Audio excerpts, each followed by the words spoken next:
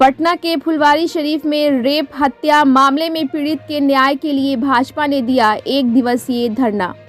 पटना के फुलवारी शरीफ प्रखंड के एक गांव में हुए महादलित 2 बच्चियों के साथ दुष्कर्म और एक बच्ची की हत्या के बाद अब बिहार की राजनीति गर्मा गई है।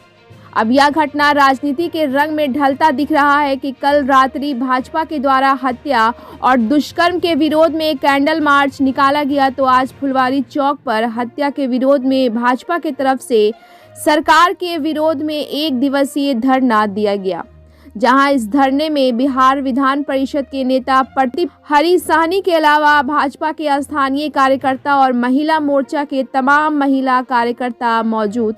वहीं इस धरना को लेकर हरी साहनी ने सरकार पर हमला करते हुए कहा कि बीते 8 जनवरी को पटना राजधानी से सटे फुलवारी में 2 महादलित बच्चियों के साथ दुष्कर्म और हत्या हुई, जिसमें एक बच्ची की हत्या तो दूसरी बच्ची जिंदगी और मौत से जूझ रही है।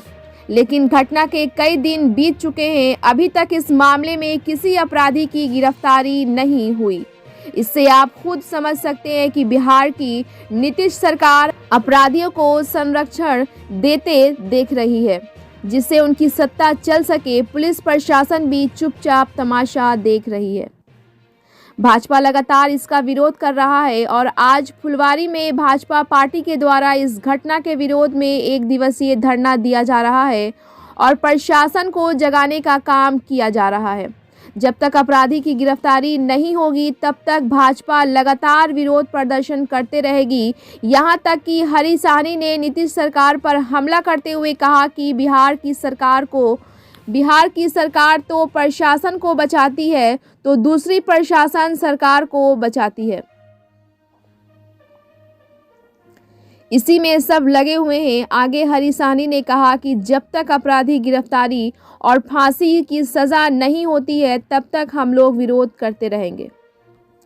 ब्यूरो रिपोर्ट, बिहार दर्शन। बिहार के राजधानी पटना और पटना के सबसे करीबी प्रखंड ये बिहार शरीफ, फुलवारी शरीफ में ये दोनों गांव में जो घटना घटी है, 2 बच्ची, जो एक 8 साल की है और एक 10 साल की है, सामूहिक बलात्कार होता है और एक का हत्या होता है बलात्कार के बाद, और ये घटना 8 तारीख की है। लेकिन आज तक जो मुजरिम है पकड़ा नहीं गया है। सामूहिक बलात्कार के मुजरिम नहीं पकड़े जाते हैं। लोगों में संदेश जाता है कि इसमें पुलिस प्रशासन के विफलता के कारण ऐसा होता है, नहीं तो सामूहिक जब दुष्कर्म होता है तो तुरंत पकड़ा जाता है।